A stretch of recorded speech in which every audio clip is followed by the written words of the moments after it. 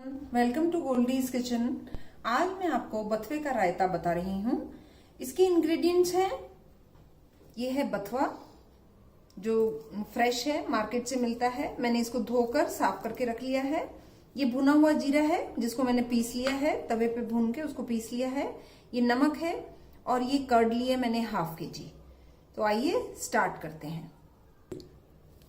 ये देखिए मैंने ऐसे बथुआ ले लिया है और इसको यहां से थोड़ा सा मैं कट कर दूंगी ऊपर से। इसको थोड़ा हमें ऐसे मोटा मोटा काट लेना है जल्दी जल्दी। ये देखिए ऐसे बारीक काट लेना है।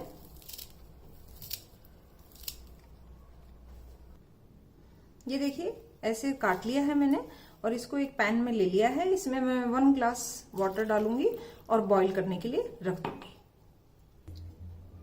ये देखिए मैं गैस ऑन कर रही हूँ और इसको बॉईल होने के लिए रख रही हूँ।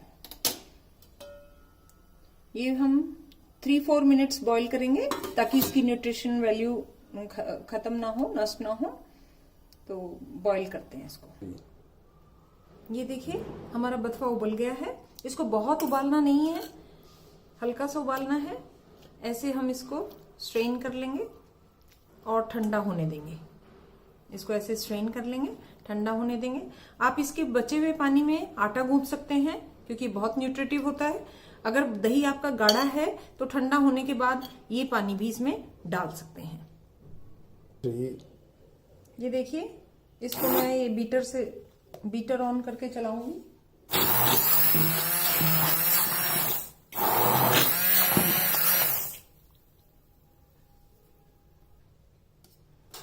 ये देखिए मैं इसको फेंट रही हूँ। दही को अच्छे से फेंट लेंगे।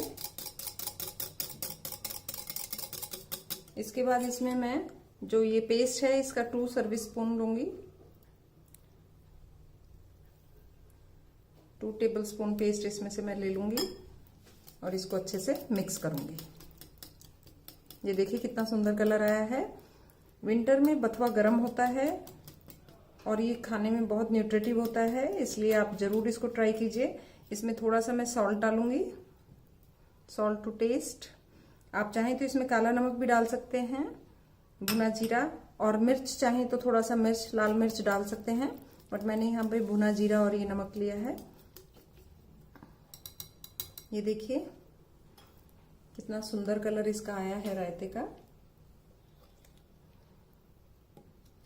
और थोड़ा सा इसको दरदरा पीसना है, बहुत बारीक नहीं करना है, इसलिए मैंने ब्लेंडर यूज किया था, बीटर यूज किया था, जिसकी वजह से ये थोड़ा सा देखिए दरदरा दिख रहा है। आपको देखने में कितना सुंदर लग रहा है।